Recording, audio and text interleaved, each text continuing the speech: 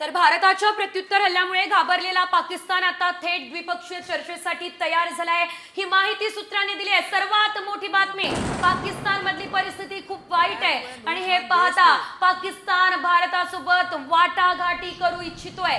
दोन्ही देशांच्या प्रतिनिधींमध्ये चर्चेसाठी एक संवाद माध्यम तयार करण्यात आलेला आहे, ही माहिती सूत्रांनी दिली आहे। तथापि सरकारनं अद्याप याची पुष्टी केलेली नाही। मात्र या क्षणाची सर्वात मोठी बातमी म्हणावी लागणार आहे, भारतासोबत चर्चा करण्यासाठी पाकिस्तान तयार असल्याचं दिसतंय। भारताच्या प्रत्युत्तरानं पाकिस्तान धास्तावलाय, घाबरलेला आहे आणि आता त्यामुळे चर्चेसाठी मध्यम मार्ग काढला जातोय। पाकिस्तानला आता भारताशी युद्ध नकोय का, हा सवाल उपस्थित होतोय।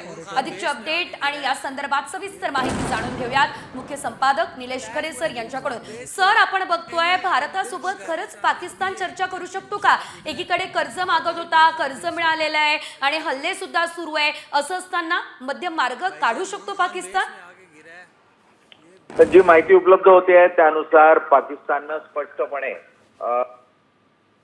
भारताकडे विनवणी केलेली आहे की भारत आणि पाकिस्तान यांच्यामध्ये थेट चर्चा करायला पाकिस्तान तयार आहे। स्वतः पाकिस्तानचे उपपंतप्रधान यांनी याचा संकेत दिलेला आहे आणि जर भारत कोणत्याही स्वरूपाचा हल्ला थांबवायला तयार असेल तर पाकिस्तानही प्रत्युत्तर देणार नाही, पाकिस्तान हल्ला करणार नाही, प्रतिहल्ला होणार नाही, अशा स्वरूपाचं वक्तव्य हे उपपंतप्रधानांच्या माध्यमातून आलंय।